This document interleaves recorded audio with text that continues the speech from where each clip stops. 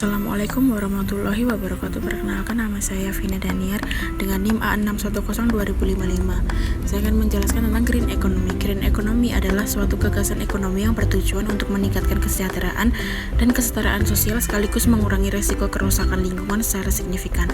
Ekonomi hijau ini juga dapat diartikan perekonomian yang rendah atau tidak menghasilkan emisi karbon dioksida terhadap lingkungan, hemat sumber daya alam, dan berkeadilan sosial. Ciri ekonomi hijau yang paling membedakan dari gagasan ekonomi lainnya yaitu penilaian langsung kepada modal alami dan jasa ekologis sebagai nilai ekonomi, dan akuntansi biaya di mana biaya yang diwujudkan ke masyarakat dapat ditelusuri kembali dan dihitung sebagai kewajiban.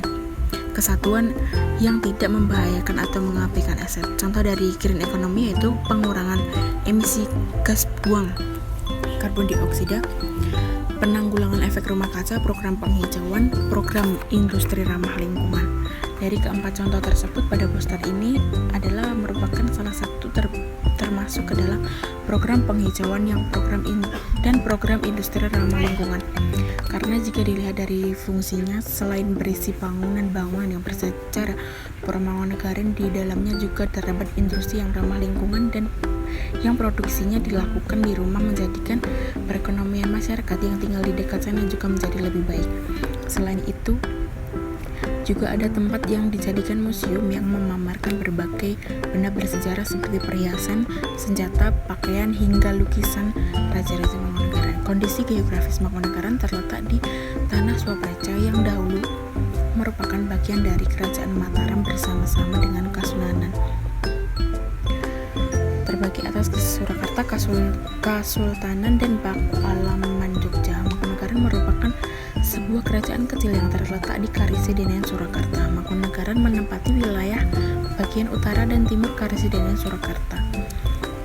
Secara keseluruhan, luas wilayah Mangkunegaran adalah kurang lebih 2.800,14 km persegi.